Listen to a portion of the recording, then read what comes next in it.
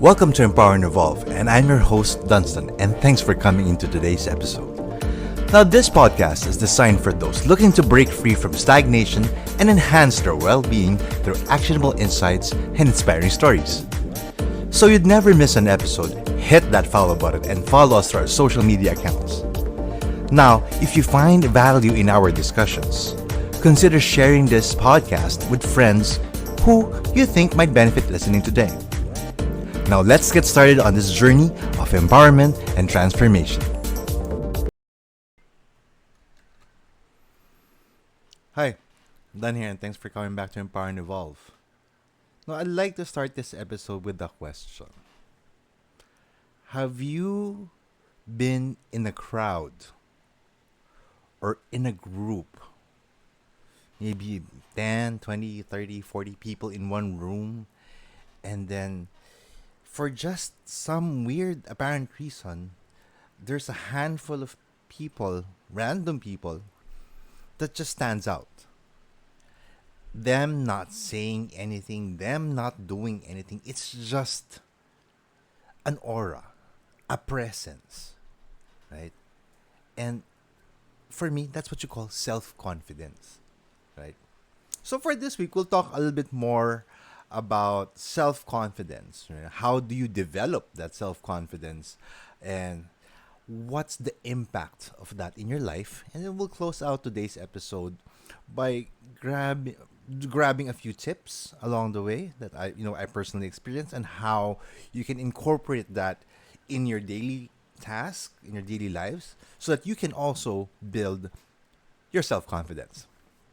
So grab a comfy seat, get a cup of coffee, and let's get started to discuss about how to develop better self-confidence.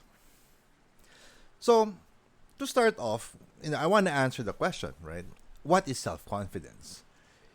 It's simply explained as a belief in one's abilities and judgment, right?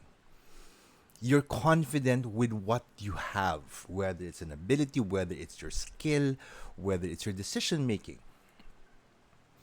And it does affect your various aspects of life, When you're in front of people, when you're like a student, you're in a classroom.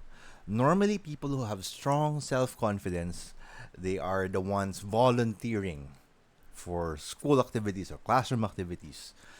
More often than not, they get nominated for class officers like a class president, vice president, right? And the same thing goes as they go to college or high school, or even when they go work, right? They're the ones in the forefront. Now, when you think about that, you might be telling me, right? It's easy to do that. It's easy to volunteer, or maybe the crowd's split in two, wherein it's very hard to be at the forefront, right? When you think about that, it just boils down to your mindset, right?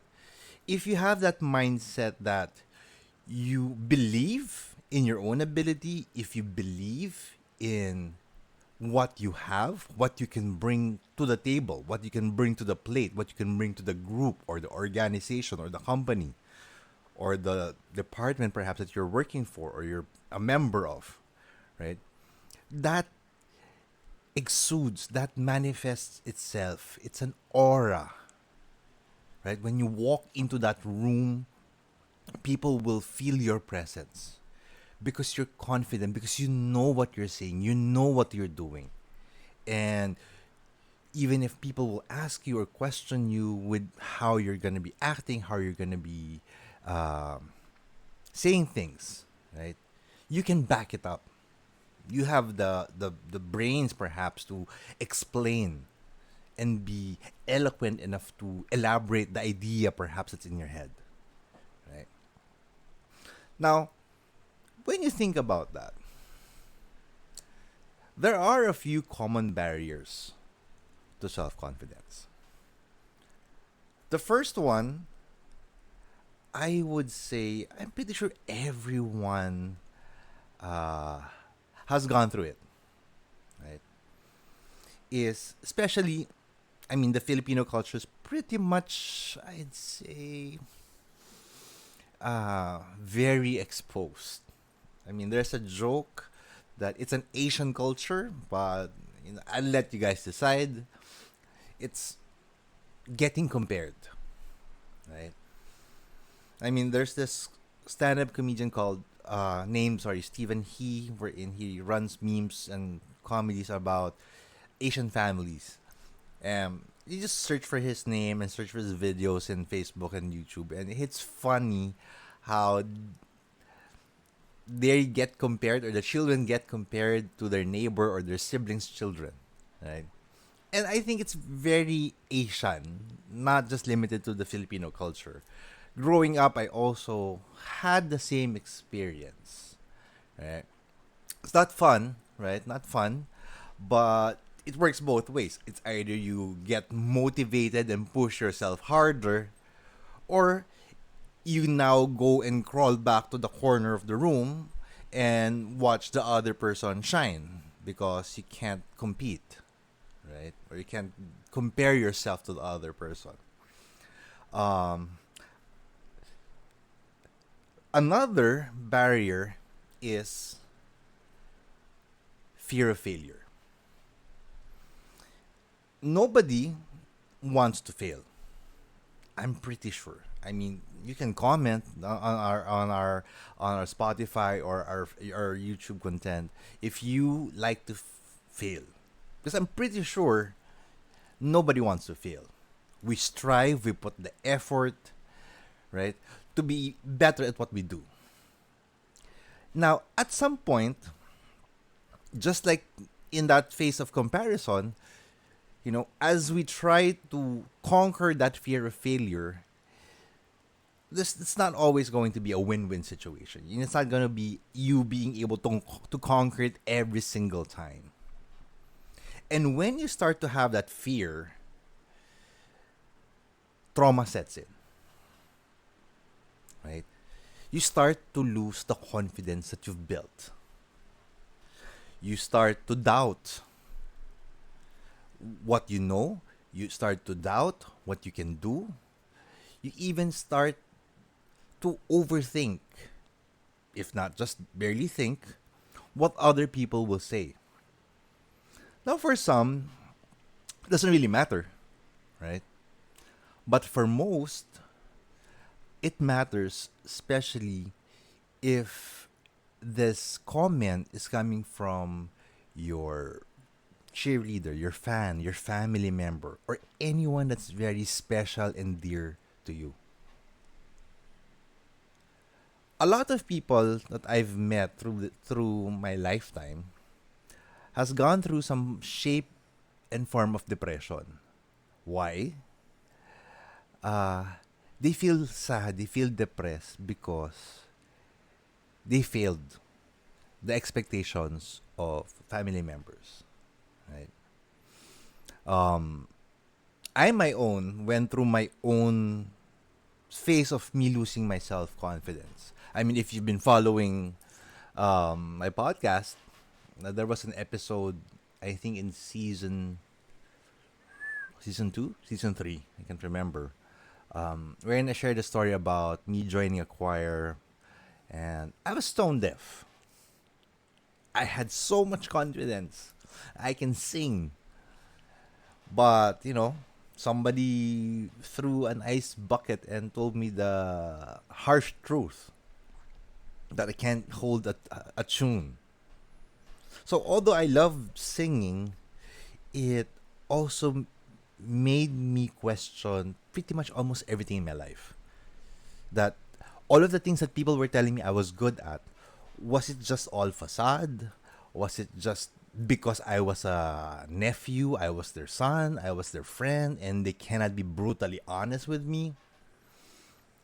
I those thoughts played in my mind to the point that I even decided to almost leave the choir that I was part for almost what, a decade. And that happened maybe around on my third year, fourth year, being a choir member. Imagine I was ready in the choir, serving every Sunday, attending every high mass, every wedding that we can, have a side gig for 4 years. And then on the third year, fourth year, somebody tells me, you're tone deaf. And for those 4 years, I was so excited to go to choir practice, be with the folks that I was with, the group that I was with, only to find out that they were just being nice. They weren't brutally honest until somebody stepped up and told me that hard truth. I'm pretty sure a lot of you guys have your own personal experience wherein you had that, I would say, delusional confidence or that bubble that you used to have wherein you're really confident about something and then somebody just pop that balloon and tell you the harsh truth, right? I'd love to hear your stories. I mean, I'd love to talk to you, and we can chat a little bit, chat more about that offline. Send us an email through empowerevolving@gmail.com, and maybe we can share your story if you're willing. We can share that in future episodes as we talk a little bit more about your journey in conquering self-doubt, right, and building that self-confidence. Now, going to the second part of today's episode, I have a few actionable items that I feel can help you develop self confidence. If not, try to slowly reduce the lack of self confidence, that self doubt. Right? When you start to have doubts, challenge it. Right? When you say challenge it, instead of talking about negative statements like I can't, I won't, I'm not good at, think about something positive and put positive affirmations. I am capable. And that's one. Another way to say it is I deserve success because I put the work and effort in it. And I told you earlier, I was with that choir for 10 years. A good chunk after the third and fourth year, I guess maybe around the seventh year, for the next 3 years, I was working my off, sorry, to be better. I mean, slowly develop my ear, so to speak, my listening ear, and me carrying a tune. And a side story there, at some point, I had some instances wherein I had the chance to lead a song, be the soloist of a song, and nobody expected that I would be that person. Imagine someone who was tone deaf had a chance, and for that just one song, and I can still remember the song. For a guy, I sang it in falsetto, so that makes it more weird. But it just that song really stuck with me in my head and how it felt. Right. Moving on to the second actionable item is set achievable goals. So my goal back then was to be able to sing a solo part. So I had a 3 year plan, so to speak, of being able to put the time and effort to practice. Imagine if everybody was only spending 2 hours for choir practice every Saturday and be at the church 30 minutes before the Mass, I'd be spending 3 hours on Saturdays, an hour on Sundays. Sometimes I spend another hour on Sundays, and even put maybe 1 or 2 days during weekdays at night after my class just to practice. Right? By setting those achievable goals, and when I say achievable goals, um, it's something that's easy enough for you to do, and you are able to commit to it. right? And being able to tick off that list that I've done it today, done. I'll do it on Wednesday, perhaps, done. Saturday, done. Sunday, done. So continuously doing that achievable goal of a step goal, right? It helps you reach a certain degree of mastery. And when you develop that mastery of a skill, perhaps, you start to be confident about it, right? Next is practicing self care. If you're in a position that you have a lot of self doubt, you attract a lot of negative energy. But if you consistently and start working on taking care of yourself, that's thinking positively, being able to exercise, eat well and healthy, just eat, not just eating, but eat healthy, um, and start feeding yourself positive affirmations. It helps you develop and conquer and move that needle from the self doubt side to the self confidence side, right? Next is visualize success, right? When you start making your small achievable goals, right? You paint in your head and visualize in your head that you're able to do it. I remember imagining myself singing at a theater in UNAV called Film Life Theater. I think the theater is still up as of this moment, but the first time I stepped into that theater, and because I knew we were part of a chorale, a Christmas concert chorale, I told myself I want to be able to enjoy the moment standing there. And I was looking at the stage from the audience point of view and someone on the stage and just closing my eyes, imagining the crowd, how the song was being sung, the conductor was waving his hands with all gusto, right? And all of that energy. And I can hear in my head all of my choir members singing harmoniously. And I was feeling good because I was part of it. I I I just I can almost smell it, right? If there's a scent to it, I could almost smell it, I could almost taste it, and I can hear it in my head. If you visualize it and that you're doing it and you're doing it well, and it trains your mind that and eventually it trains your body to do the action. Build your self confidence, right?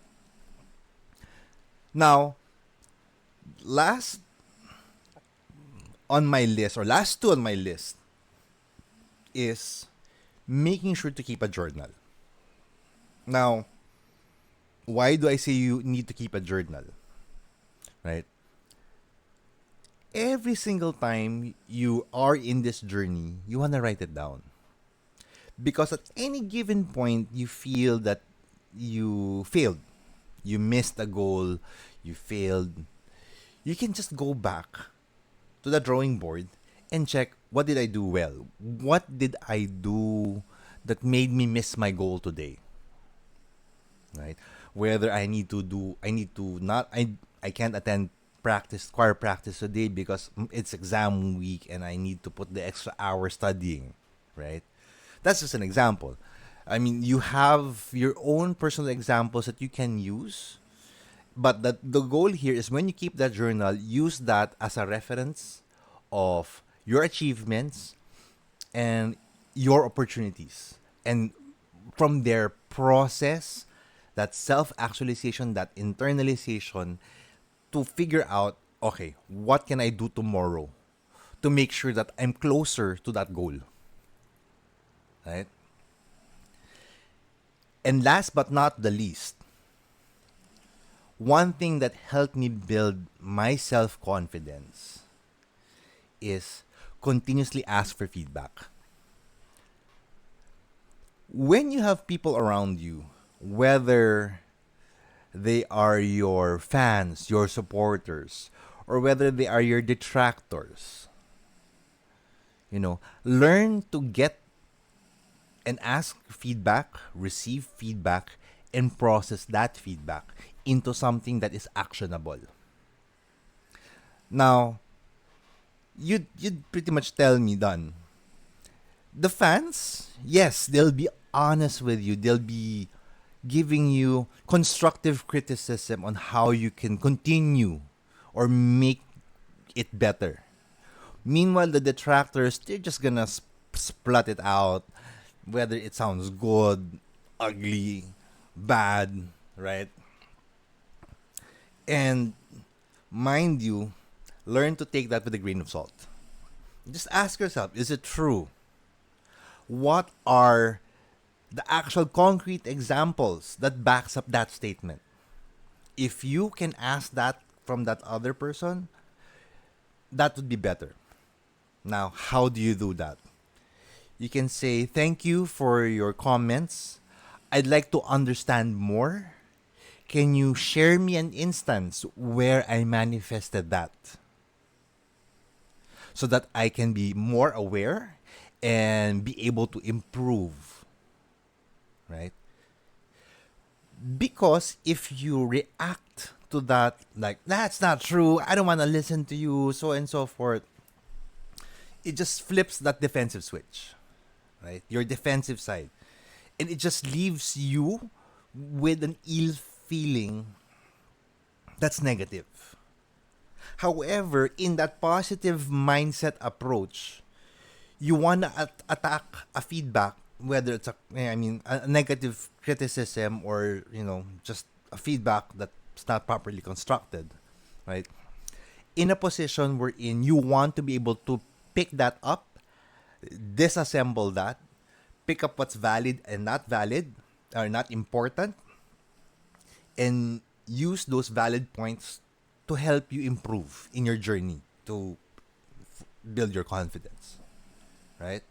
And that's important. So, that wraps up today's episode, right? Thank you for joining me today as we try to dissect a little bit self-confidence. And, I really hope that when you build self-confidence, remember it's a journey, right? It takes time, takes practice. It takes your faith and your hard work. In Latin, they would say, ora et labora, right? Prayer and work to make things happen, right?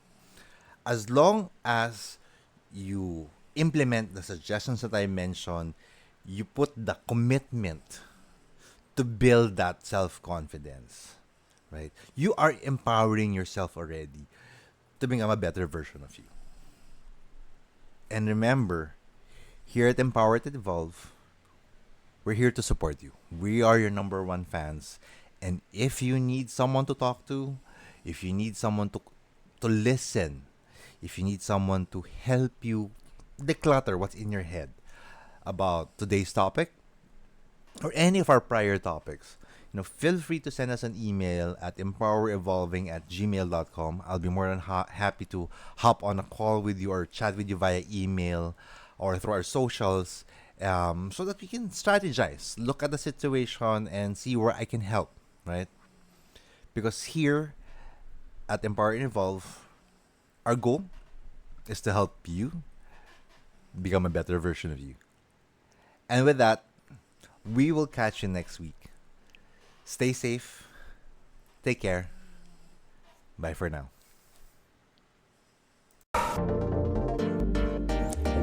Hey buddy, thank you for joining us on this transformative journey of empowerment and growth. Now remember, it's not just about evolving. It's about embracing that incredible power within you to become the best version of yourself. Keep striving for greatness, because together, we can create a world where empowerment knows no bounds. And if you find value in today's episode, please subscribe, rate, and share this podcast with someone who could use that little inspiration. Until next time, stay empowered. stay inspired, and keep shining brightly on your path to evolution. With Empower and Evolve, you have the tools to unleash your potential and rewrite your story. Let's continue to evolve together.